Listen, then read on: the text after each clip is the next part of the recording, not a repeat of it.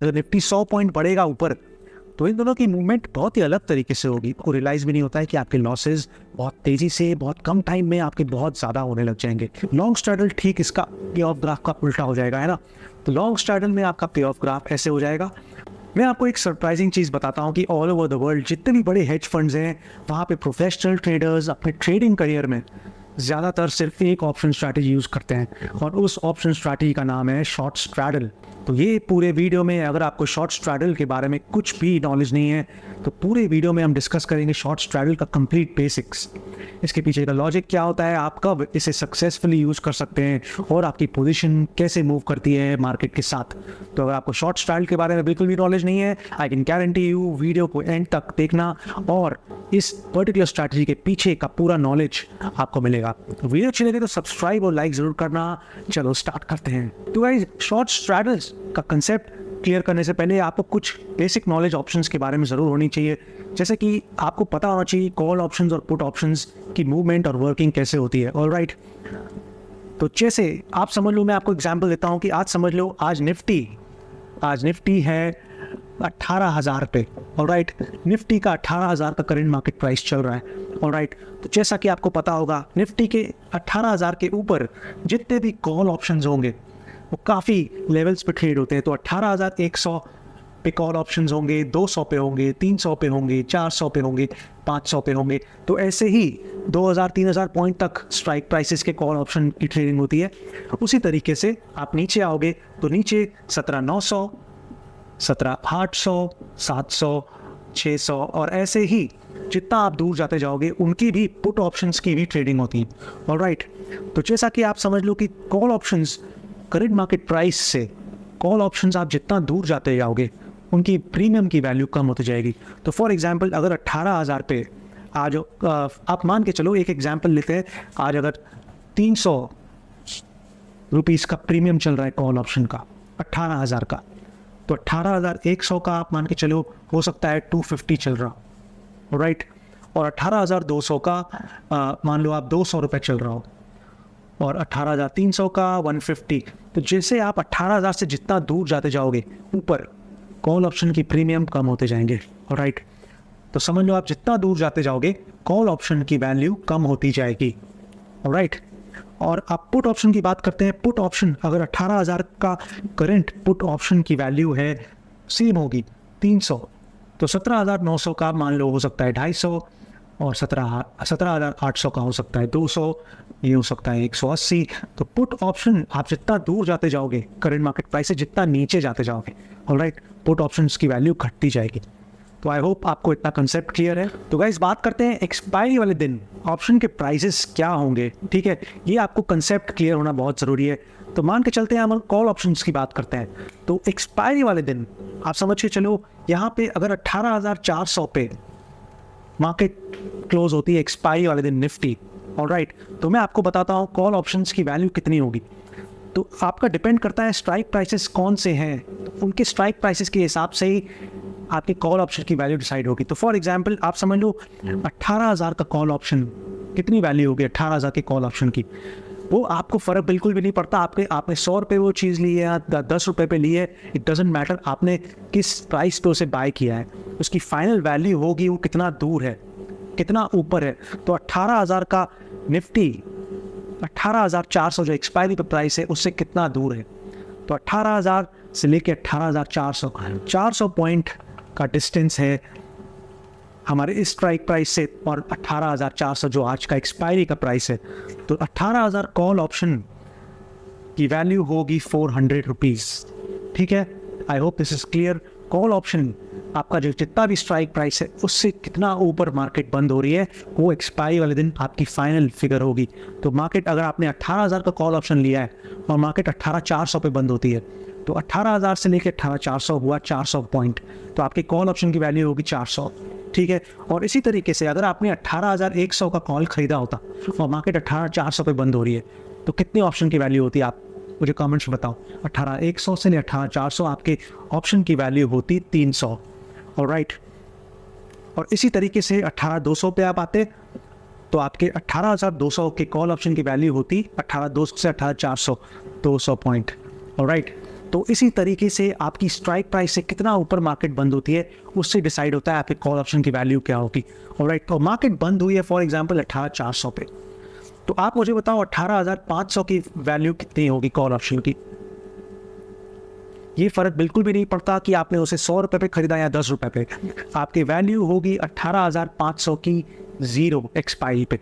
Alright, क्योंकि market बंद हुई 18,400 से, तो 18,400 से जितने भी ऊपर स्ट्राइक प्राइसेस होंगे वो सब की वैल्यू ज़ीरो हो जाएगी। तो 18,400 से ऊपर 18,450, 18,500, 18,700 जितने भी दूर स्ट्राइक प्राइसेस हैं उनकी वैल्यू एक्सपायरी पे ज़ीरो हो जाएगी।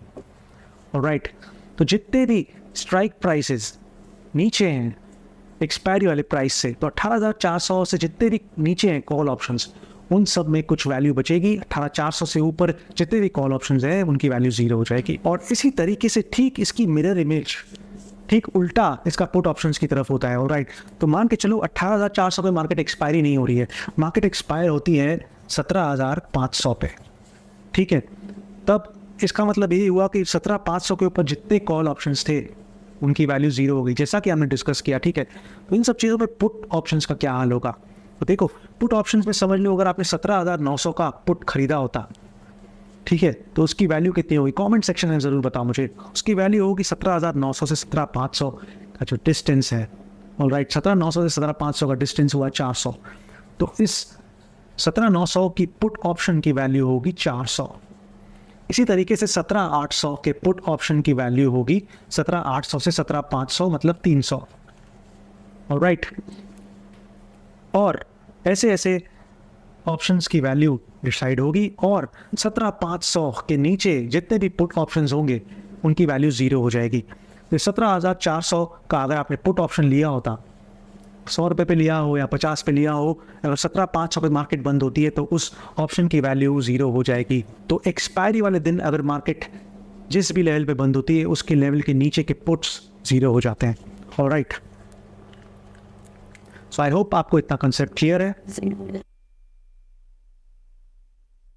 तो गाइज बात करते हैं अब 18,000 के निफ्टी की। ठीक है, तो 18,000 के निफ्टी पे जो भी कॉल ऑप्शन चल रहा होगा उसे हम कहते हैं at the money call option. ठीक है, आपको इतना नॉलेज होना ज़रूरी है। जो करंट मार्केट प्राइस पे कॉल ऑप्शन चल रहा होगा उसे हम कहते हैं एट द मनी, और करंट मार्केट प्राइस से ऊपर जितने कॉल ऑप्शन चल रहे होंगे उन्हें हम कहेंगे out of the money. Alright, और इसी तरीके से करंट मार्केट प्राइस पे जो भी पुट ऑप्शन चल रहा होगा उसे हम कहेंगे एट द मनी, और करंट मार्केट प्राइस से नीचे जो भी पुट ऑप्शन चल रहा होगा उसे हम कहेंगे आउट ऑफ द मनी। तो फिलहाल आपको ये दो चीज़ों के बारे में नॉलेज अपने हिसाब से रखना है। और प्रीमियम्स की बात करते हैं, तो प्रीमियम्स में एट द मनी आप देखोगे ना, जो मैंने आपको डिस्कस किया एग्जाम्पल, तो चलो निफ्टी चल रहा है 300, तो जितना आप दूर जाते जाओगे 250, 200 ऐसे कॉल ऑप्शंस घटते जाएंगे, और जितना आप दूर नीचे जाते जाओगे वो ऐसे पुट ऑप्शंस के प्राइसेस ऐसे घटते जाएंगे। ऑलराइट, तो सबसे ज़्यादा प्रीमियम किस ऑप्शन पे है, किस स्ट्राइक प्राइस है सबसे ज़्यादा सबसे जूसी प्रीमियम कौन से स्ट्राइक प्राइस पे है, आप मुझे कमेंट सेक्शन पे बताओ। सबसे ज़्यादा option premium at the money वाले पे। तो मैं आपसे एक क्वेश्चन पूछता हूँ, 18,000 निफ्टी अभी चल रहा है 300 पे। ठीक है, तो एक्सपायरी वाले दिन, ध्यान से आप क्वेश्चन समझना, एक्सपायरी वाले दिन अगर मार्केट 18,000 पे ही बंद होती है, अगर मार्केट 18,000 पे ही बंद हो जाती है, तो आपके इस कॉल ऑप्शन की वैल्यू कितनी होगी। अगर 18,000 पे ही मार्केट बंद हो जाती है तो 18,000 से नीचे के कॉल ऑप्शंस की वैल्यू बचेगी 18,000 वाला चीज़। 18,000 से ऊपर जितने भी कॉल ऑप्शंस हैं वो सब ज़ीरो हो जाएंगे, है ना। 18,000 की कॉल ऑप्शन की वैल्यू हो जाएगी ज़ीरो। ऑलराइट, तो 300 के कॉल ऑप्शन की वैल्यू अगर मार्केट 18,000 पे ही बंद होती है, एट द मनी वाले रेट पे बंद होती है, तो 300 की वैल्यू ज़ीरो हो जाएगी। ठीक है, तो कॉल ऑप्शन की वैल्यू ज़ीरो हो जाएगी अगर मार्केट इसी लेवल पे बंद होती है। और 18,000 के पुट ऑप्शन की क्या वैल्यू होगी, अगर मार्केट 18,000 पे ही बंद होती है तो पुट ऑप्शन जो 300 पे चल रहा था वो कितने पे बंद होगा, वो भी ज़ीरो पे बंद होगा। तो ऑलराइट, तो पुट ऑप्शन की वैल्यू भी ज़ीरो हो जाएगी। सबसे ज़्यादा प्रीमियम आप एट द मनी के ऑप्शन पे जब आप सेलिंग पोजीशन बनाते हो, आपने यहाँ पे 300 रुपये में कोई चीज़ बेची है, अगर वो उसके ज़ीरो होने के चांसेस हैं तो सबसे ज़्यादा प्रीमियम का चांस आप रखते हो, राइट। तो सबसे ज़्यादा premium at the money options पे ही होता है, राइट। सबसे ज़्यादा एक्सट्रिंसिक वैल्यू, सबसे ज़्यादा एक्स्ट्रा प्रीमियम आपका at the money call option और पुट ऑप्शन पे होता है, राइट। तो गाइस जैसा कि आपने डिस्कस किया कि एटीएम पे एट द मनी, जैसे एग्जांपल चल रहा है 18,000 पे एट द मनी का कॉल ऑप्शन अगर 300 पे चल रहा है तो पुट ऑप्शन भी अराउंड उसी के अराउंड सेम प्राइस चलता है, तो 300 रुपये का भी कॉल ऑप्शन चलेगा और पुट ऑप्शन दोनों चलेगा। तो आप इमेजिन करो अगर मार्केट 18,000 पे ही बंद होती है तो दोनों की वैल्यू ज़ीरो हो जाएगी, ठीक है। तो आप एक सेलर के पॉइंट ऑफ व्यू से सोचो, अगर आपने दोनों कॉल और पुट ऑप्शन पे सेल किया है, अगर आपने 300 रुपये पे यहाँ पे सेल किया है, 300 रुपये पे यहाँ पे सेल किया है, तो दोनों पे आपको टोटल 600 पॉइंट का प्रीमियम मिल रहा है। और अगर मार्केट 18,000 पे ही बंद होती है तो आपको 600 पॉइंट का प्रॉफिट होगा, ऑलराइट।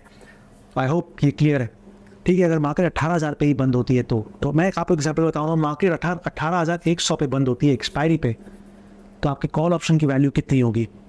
आपके कॉल ऑप्शन की वैल्यू होगी 18,000 से 18,100, मतलब आपके कॉल ऑप्शन की वैल्यू 100 रुपये होगी।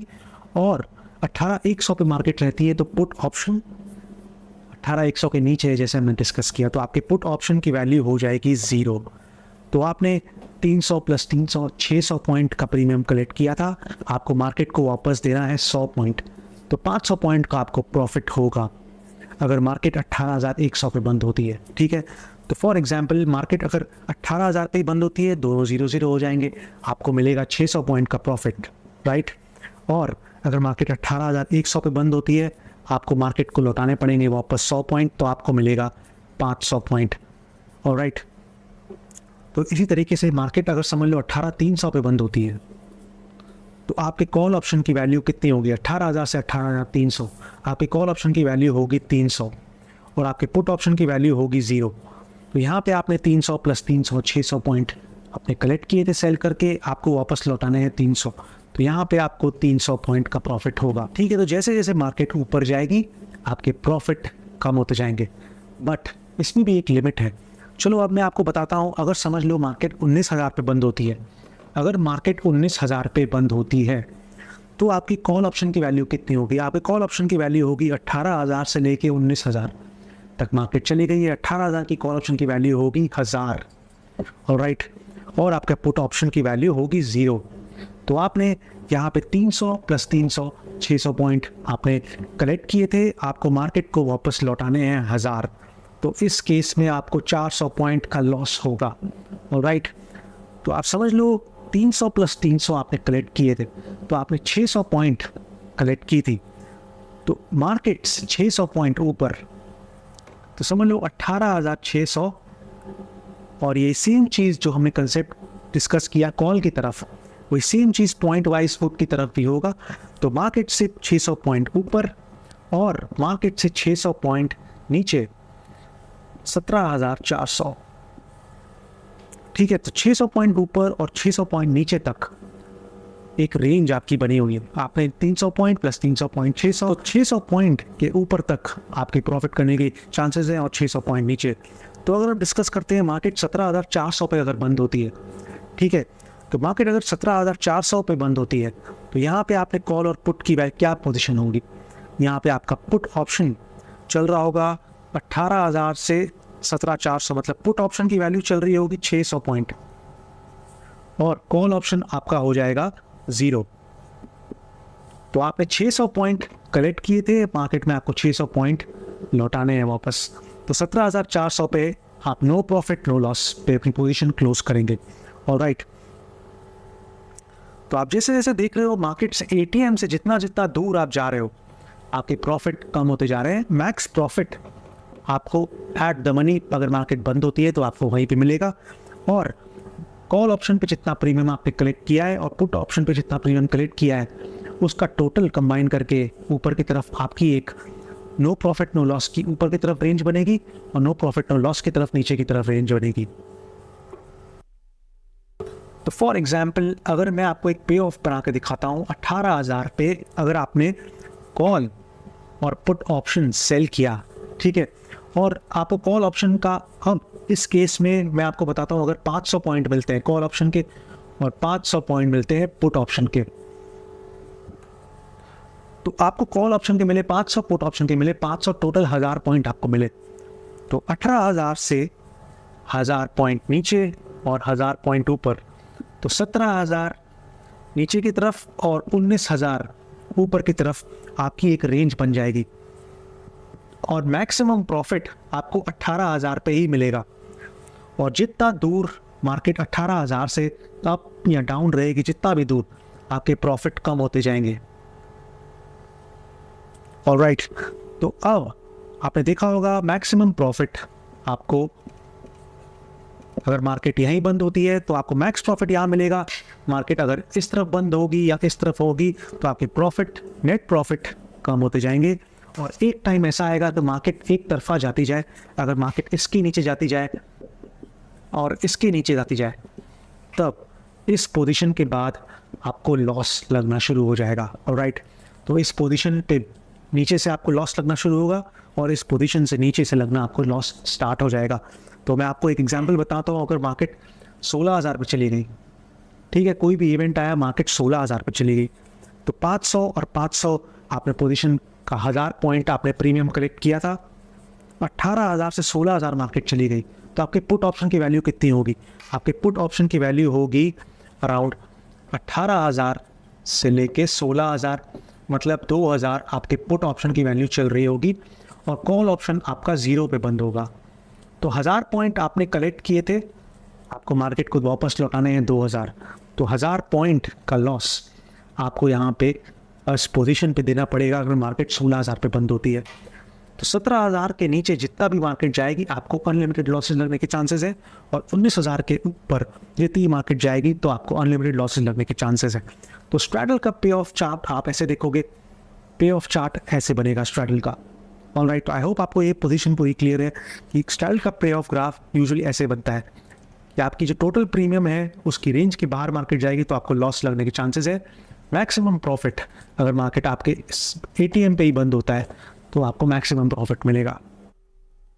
तो गाइस, जैसा कि आपने डिस्कस किया कि स्ट्रैडल का पे ऑफ ग्राफ हमेशा ऐसे बनेगा, और जितना भी टोटल प्रीमियम आपने कलेक्ट किया है उसका ऊपर टोटल प्रीमियम का आपका ब्रेक इवन पॉइंट रहेगा और उसका टोटल ब्रेक इवन पॉइंट नीचे की तरफ रहेगा। मार्केट अगर उसके पीछे या नीचे या ऊपर चली जाए तो आपके लॉसेस बढ़ते जाएंगे। ऑलराइट, तो एक चीज़ मैं आपको कंसेप्ट बताना चाहता हूँ कि कॉल और पुट ऑप्शन जो यहाँ पे आपने एटीएम पे आप सेल करते हैं, ऑलराइट, जब भी आप अपनी पोजीशन सेल करते हैं तब for example at the money का ऑप्शन का प्राइस जो होता है ना वो बहुत ही अलग तरीके से मूव करता है। देखिए, एट द मनी पे आप समझ लो आपने यहाँ पे 500 पॉइंट कॉल ऑप्शन सेल किया और 500 पॉइंट का पुट ऑप्शन सेल किया, तो इनकी मूवमेंट देखो निफ्टी की तरह सेम मूवमेंट नहीं होती है। अगर निफ्टी 100 पॉइंट बढ़ेगा ऊपर तो इन दोनों की मूवमेंट बहुत ही अलग तरीके से होगी। ऑलराइट, तो मैं आपको बताना चाहता हूँ कि जो भी एट द मनी वाले कॉल ऑप्शंस होते हैं और पुट ऑप्शंस होते हैं उनकी मूवमेंट 50% से मूव करती है। ऑलराइट, तो निफ्टी अगर यहाँ से आप मान लो 100 पॉइंट ऊपर चला जाएगा, तो निफ्टी 18,000 पे है, अगर निफ्टी 18,100 पे चली जाए तो कॉल ऑप्शन 50% से ऊपर बढ़ेगा। तो 100 पॉइंट का 50% हुआ 50, तो आपके कॉल ऑप्शन की वैल्यू 550 हो जाएगी। ऑलराइट, वो 50% से मूव करेगा ऊपर की तरफ और पुट ऑप्शन अप्रॉक्सीमेटली 50% से डिक्रीज करेगा। ठीक है, तो आई होप ये कंसेप्ट क्लियर है कि इसे हम कंसेप्ट को कहते हैं डेल्टा। डेल्टा बताता है कि कितने परसेंट से ये आपकी ऑप्शन के प्राइसेस मूव करेंगी जो करंट मार्केट प्राइस चल रहा है उससे। तो समझ लो 18,500 पे मार्केट चली जाए तो आपके कॉल ऑप्शन की वैल्यू ऑलमोस्ट 50% बढ़ेगी। 500 का 50% हुआ 250, तो 500 का 250 आप मान के चलो 750 से 800 पॉइंट आपके कॉल ऑप्शन की वैल्यू बढ़ेगी और पुट ऑप्शन 50% तेजी से गिरेगा। राइट, इस कंसेप्ट को हम कहते हैं डेल्टा। तो ये डेल्टा एट द मनी का डेल्टा हमेशा 0.5 पे होगा। 0.5 मतलब 50%। तो आपको अगर मार्केट नीचे जाती है तो पुट 50% से बढ़ना शुरू होगा और कॉल ऑप्शन 50% से गिरना शुरू होगा। ठीक है, तो इसीलिए स्ट्रैडल जब भी कोई भी क्रिएट करता है ना, तो इनिशियली स्ट्रैडल में एक जब तक कोई बड़ी मूवमेंट नहीं आती है आपके लॉसेस बड़े नहीं होंगे, ठीक है, उल्टा आपको प्रॉफिट ही होगा पोजीशन पे। तो आपने फॉर एग्जांपल 18,000 पे स्ट्रैडल क्रिएट किया है, ठीक है, तो 18,000 से मार्केट में आपने प्रीमियम दो तरफ 500 पॉइंट इकट्ठा कर लिए। तो फॉर एग्जांपल मार्केट में 200-300 पॉइंट एक तरफा मूवमेंट चली गई ना, तो आप तराजू की तरह एक हो, तो मार्केट में कॉल ऑप्शन बढ़ रहा है तो पुट ऑप्शन भी उसी स्पीड से घट रहा है, तो फिलहाल आपकी पोजीशन ना लॉसेस बढ़ेंगे नहीं, उल्टा कभी कभी होता है कि आपके प्रॉफिट बढ़ते हैं उन पोजीशंस में। तो स्ट्रैडल में एक बहुत बड़ी मूवमेंट चाहिए होती है मार्केट को आपकी पोजीशन को लॉसेस में लाने के लिए, ठीक है। तो इसीलिए मैंने बहुत सारे स्ट्रैडल के एडजस्टमेंट शेयर किए हैं, जैसे कि आप एक्टिवली अपनी पोजीशन को चेंज करते रहते हो ताकि आपकी लॉसेस कभी भी बड़े नहीं हो। तो आप वो लिंक टॉप में है मेंशन्ड, आप उसे चेक कर सकते हैं। ऑलराइट, तो इसीलिए जब भी आप स्ट्रैडल क्रिएट करते हो, तो जब भी मार्केट में छोटी मोटी 100-200 पॉइंट की मूवमेंट आती है तो आपका स्ट्रैडल वो यूजुअली पोजीशन संभाल लेगा। बट आप समझ लो मार्केट में आपने स्ट्रैडल बनाया 18,000 पे और मार्केट वहाँ से एक ट्रेंड में आ गया 18,200 पे चला गया, तब आपकी पोजीशन पे उतना इफेक्ट नहीं पड़ेगा। फिर वो अगले दिन 18,400 पे चला गया, अब दिल की धड़कनें बढ़ रही है। अब उसके बाद क्या होगा, अगर मार्केट आपके ब्रेक इवन को अप्रोच करता है यहाँ पे, तब आपकी वो पोजीशन स्नोबॉल हो रही है, ठीक है। अब आपकी पोजीशन में लॉसेस बढ़ते जाएंगे, तो जितना आप दूर जाते जाओगे अपने एटीएम से, जैसे 18,000 200-300 पॉइंट चले गए, उसके बाद नेक्स्ट डे 200-300 और चले गए, तो 500-600 पॉइंट के बाद अब आपकी पोजीशन में लॉसेस बढ़ने लगेंगे। अब क्या होगा कि अब आपकी पोजीशन में हर 100 पॉइंट पे लॉसेस बढ़ने लगेंगे, क्योंकि क्या होता है कि अब आपका जो कॉल ऑप्शन आपने बेचा है वो मार्केट ऊपर जा रही है, तब आपके कॉल ऑप्शन की जो स्पीड है बढ़ने की वो डेल्टा बढ़ चुका है और आपका पुट ऑप्शन का क्या है, स्पीड घट चुकी है। तो तराजू एक तरफ भारी होने के बाद बहुत ज़्यादा आपकी पोजीशन को इम्पैक्ट करने लगता है। ऑलराइट, तो इसीलिए स्ट्रैडल में जब भी आप स्ट्रैडल की पोजीशन बनाते हैं तो स्ट्रैडल क्या होता है, एक छोटी मोटी मूवमेंट को हमेशा संभाल लेगा, बट अगर मार्केट में बड़ी मूवमेंट आ गई एक तरफ की तो आपका स्ट्रैडल वो यूजली संभाल नहीं पाएगा। और एक पॉइंट के बाद क्या होगा कि आपको रियलाइज़ भी नहीं होता है कि आपके लॉसेज बहुत तेज़ी से बहुत कम टाइम में आपके बहुत ज़्यादा होने लग जाएंगे। ऑलराइट, तो इसीलिए एक्टिवली स्ट्रैडल को मैनेज करना बहुत ज़रूरी है, ठीक है। तो फॉर एग्जांपल अगर मार्केट 18,000 पे आज आपने स्ट्रैडल बनाया, कल ही बहुत बड़ा मूवमेंट आ गया 18,500 पे मार्केट चली गई, तो उस टाइम पे आपकी पोजीशन लॉस पे चल रही होगी, तो इस चीज़ का ध्यान देना बहुत ज़रूरी है। ऑलराइट, तो आई होप ये डेल्टा का कंसेप्ट क्लियर है स्ट्रैडल में आपको।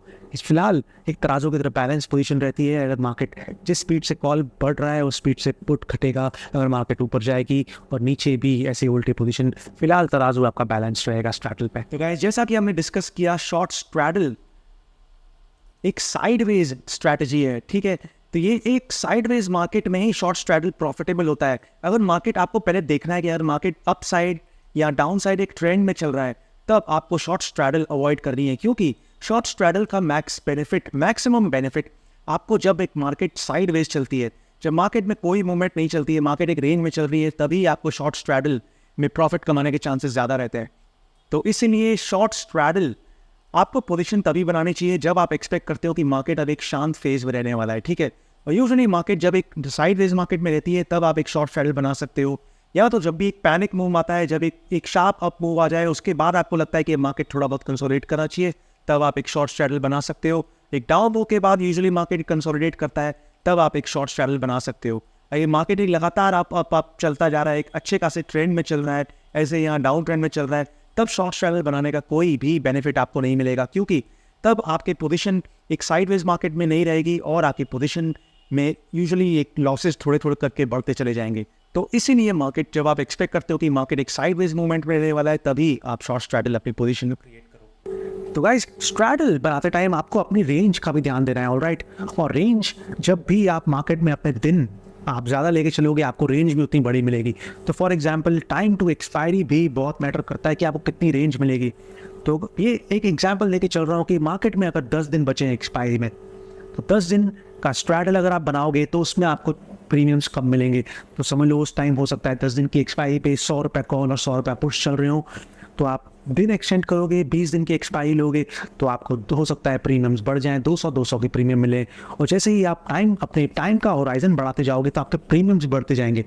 ऑलराइट, और जैसे जैसे आपका टाइम आगे रहेगा तो आपकी पोजीशन की रेंज बढ़ती जाएगी। तो या फॉर एग्जांपल आपने 20 दिन आगे की एक्सपायरी बनाई है, तो आपको यहाँ पे टोटल 400 पॉइंट मिल रहा है। तो मार्केट अगर आज 18,000 पे है तो 18,000 से 400 पॉइंट ऊपर और 18,000 से 400 पॉइंट नीचे की आपको एक ब्रेक इवन रेंज मिलती है। और अगर आप 10 दिन की एक्सपायरी का अगर स्ट्रैडल बनाते हो तो आप यहाँ पे 200 पॉइंट ही खाली इकट्ठा कर रहे हो। तो 18,000 से 18,200 और 17,800 सिर्फ ऊपर 200 पॉइंट और नीचे 200 पॉइंट की रेंज आपको मिलती है। तो जितनी कम एक्सपायरी स्ट्रैडल में होगी उतनी रेंज आपकी छोटी होगी, उतना पोजीशन को मैनेज करना मुश्किल होगा, उतने लॉसेस, अगर कोई भी बड़ी मूवमेंट आ गई इस दिनों में तो आपके लॉसेस बहुत तेज़ी से बहुत कम टाइम में स्नोबॉल हो जाएंगे। तो इसीलिए जब भी स्ट्रैडल बनाते हो तब भी अपनी पोजीशन आप देखो कि आपके पास टाइम है कि नहीं। ऑलराइट, तो ये बहुत टाइम आपने देखा होगी बहुत लोग एक्सपायरी वाले दिन भी स्ट्रैडल ट्रेड करते हैं। तो एक्सपायरी वाले दिन आप देखोगे एक्सपायरी वाले दिन अराउंड 40 रुपये चलता है स्ट्रैडल निफ्टी में। तो निफ्टी में आप अराउंड 80 पॉइंट्स इकट्ठा कर रहे हो सिर्फ। तो एक्सपायरी वाले दिन आप सोचो 3 बजे अगर कोई 200 पॉइंट गिर गई निफ्टी तो ये पोजीशन आपकी 40 वाली स्ट्रैडल से संभाल नहीं पाएगी, आपकी पोजीशन में लॉस बढ़ जाएगा। तो जितना कम टाइम है आपको पोजीशन अपनी एक्टिवली मैनेज करनी है और आपके प्रीमियम्स यूजुअली कम होते हैं। ऑलराइट, तो अक्सर रिटेल ट्रेडर्स भी इस बहुत बड़े ट्रैप में फंसते हैं कि उन्हें लगता है कि शॉर्ट स्ट्रैडल की जगह हम लॉन्ग स्ट्रैडल क्यों नहीं बना लें, हम दोनों ऑप्शन कॉल और फुट बाय कर लें और मार्केट में कोई भी बड़ी मूवमेंट आ जाएगी तब हमें उसका प्रॉफिट मिल जाएगा। बट उसके चांसेस बहुत कम होते हैं। ऑलराइट, तो मैं आपको बताता हूँ कि जब आपने यहाँ पे शॉर्ट स्ट्रैडल क्रिएट किया था तो आपका पे ऑफ ग्राफ कुछ ऐसे बनता है। राइट, तो एक ब्रेक इवन पॉइंट के बाद ही आपको यहाँ पे लॉसेस लगने शुरू होते हैं। ये है शॉर्ट स्ट्रैडल पे। तो अगर आप शॉर्ट स्ट्रैडल पोजीशन सेल करके अपनी पोजीशन बना रहे हो तो आपके पे ऑफ ग्राफ कुछ ऐसे बनेंगे। ऑन दी अदर हैंड अगर आप लॉन्ग स्ट्रैडल बनाते हो तो लॉन्ग स्ट्रैडल कैसे होगा, लॉन्ग स्ट्रैडल ठीक इसका पे ऑफ ग्राफ का उल्टा हो जाएगा, है ना। तो लॉन्ग स्ट्रैडल में आपका पे ऑफ ग्राफ ऐसे हो जाएगा और टोटल प्रीमियम आपने जितना बाय किया है कॉल और पुट ऑप्शन का टोटल प्रीमियम, उस प्रीमियम की मूवमेंट के बाद ही आपको यहाँ पे प्रॉफिट होने के चांसेस होंगे। ऑलराइट, तो यहाँ पे अगर आपने शॉर्ट पोजीशन पे अराउंड अगर 500 और 500 1000 पॉइंट कलेक्ट किए हैं कॉल और पुट ऑप्शन तो 1000 पॉइंट के बाद ही आपको यहाँ पे लॉसेस लगेंगे। और लॉन्ग स्ट्रैडल में क्या होगा, 1000 पॉइंट पे आपने यहाँ बाय पोजीशन बनाई है, कंबाइंड प्रीमियम 1000 पॉइंट का है, तो 1000 पॉइंट के बाद ही आपको यहाँ पे एक पोजीशन पे प्रॉफिट लगना शुरू होगा। ऑलराइट, तो इसी लॉन्ग स्ट्रैडल में आपको प्रॉफिट करने के चांसेस के लिए आपको बहुत बड़ी मूवमेंट चाहिए। जैसा कि मैंने आपको बताया कि शॉर्ट स्ट्रैडल में एक बहुत बड़ी मूवमेंट ही आपकी पोजीशन को लॉस में ला सकती है। इस तरीके से अगर आप उस पोजीशन का उल्टा करते हैं, लॉन्ग स्ट्रैडल बनाते हैं तो ही आप एक प्रॉफिट बना सकते हैं जब मार्केट में एक बड़ी मूवमेंट आएगी। ऑलराइट, तो इसलिए लॉन्ग स्ट्रैडल की प्रोबेबिलिटी हमेशा कम रहेगी शॉर्ट स्ट्रैडल से कंपेयर्ड। और गाइज, शॉर्ट स्ट्रैडल जब आप पोजीशन बनाते हो तब आपकी पे ऑफ ग्राफ कुछ ऐसे बनती है। ऑलराइट, और शॉर्ट स्ट्रैडल जब समझ लो आपने मंडे को बनाई और मार्केट 1 से 2 दिन तक सिर्फ इसी लेवल पे रहता है तो आपको धीरे धीरे प्रॉफिट बढ़ता जाएगा। अगर मार्केट समझ लो आपने 18,000 पे शॉर्ट स्ट्रैडल बनाया है और मार्केट आपने मंडे को भी मार्केट उसी लेवल पे रहती है, ट्यूसडे वेडनेसडे 2-3 दिन तक 18,000 पे ही मार्केट लेवल पे रहती है तो आपके प्रॉफिट धीरे धीरे बढ़ते जाएंगे आपके पोजीशन पे। और समझ लो 2 से 3 दिन बाद मार्केट एक मूवमेंट पकड़ लेता है, 200 से 300 पॉइंट अप चला जाता है या 200 से 300 पॉइंट डाउन चला जाता है, तो उन सब केसेस में भी आपको यूजुअली प्रॉफिट आपको उस केसेस में भी प्रॉफिट यूजुअली रहेगा। तो वैसे चलो एक निफ्टी का स्ट्रैडल हम क्रिएट करते हैं और एक्सपायरी रहेगी आने वाले 10-15 दिनों में। तो आप देख सकते हो यहाँ पे हमें अराउंड 100 पॉइंट मिल रहे हैं, ठीक है, 100 पॉइंट अपसाइड की तरफ और 100 पॉइंट पुट साइड की तरफ। तो आप देखोगे इनका ग्रीक्स जो रहता है, आप ग्रीक्स देखोगे तो अराउंड 0.5 पे ही दोनों का रहेगा हमेशा, क्योंकि एट द मनी है तो एट द मनी का आप देखोगे पुट ऑप्शन का भी ग्रीक 0.5 है डेल्टा और कॉल ऑप्शन का भी अराउंड 0.5 है। ऑलराइट, तो जब मार्केट ऊपर की तरफ जाएगी तो ये 50% से कॉल ऑप्शन बढ़ेगा और 50% से पुट ऑप्शन घटेगा। ऑलराइट, तो ये चीज़ हमने डिस्कस की थी। तो अगर आप समझ लो मार्केट में हम देखते हैं कि मार्केट में अगर 2 से 3 दिन तक मार्केट इसी लेवल पे रहता है, ऑलराइट, तो हमारी क्या पोजीशन रहेगी। तो हम पे ऑफ, आज डेट है 17 की, ऑलराइट, तो हम देखते हैं कि चलो 19 तारीख तक हमारी पोजीशन क्या रहती है। अगर 19 तारीख तक मार्केट इसी लेवल पे रहती है तो आप देख सकते हो हमें 1500 रुपये का प्रॉफिट हो रहा है, ठीक है। तो मार्केट अगर इसी लेवल पे रहती है स्ट्रैडल बनाने के बाद तो आपको धीरे धीरे प्रॉफिट होने लगेगा। और 2-3 दिन के बाद अगर समझ लो मार्केट में अगर हम मंडे देखते हैं, मंडे को अगर मार्केट मूवमेंट पकड़ लेता है, अगर मार्केट आपके लेवल से 200 पॉइंट ऊपर चला जाता है तो 200 पॉइंट ऊपर चला जाता है तो भी आपको 800 से 900 का प्रॉफिट हो रहा है और 200 पॉइंट नीचे चले जाती है तो भी आपको 200 से 300 का प्रॉफिट हो रहा है। तो इसलिए मार्केट में अगर आपके स्ट्रैडल बनाने के बाद 2 से 3 दिन तक मार्केट वहीं रुक जाए और आपकी प्रॉफिट धीरे धीरे बढ़ जाए तो उसके बाद भी अगर 200 से 300 पॉइंट की मूवमेंट आ जाए मार्केट में तब भी आपको मौका मिलता है स्ट्रैडल में अपनी पोजीशन को प्रॉफिट में निकलने का। तो शॉर्ट स्ट्रैडल में टाइमिंग का बहुत इंपॉर्टेंट रोल रहता है। आपके शॉर्ट स्ट्रैडल बनाते ही मार्केट एक कंसोलिडेट करने लग जाए तो आपको प्रॉफिट जल्दी जल्दी होने लगते हैं, ठीक है। तो इसके रिगार्डिंग मैंने एक शॉर्ट स्ट्रैटेजी भी शेयर की है, आप ऊपर लिंक चेक कर सकते हो।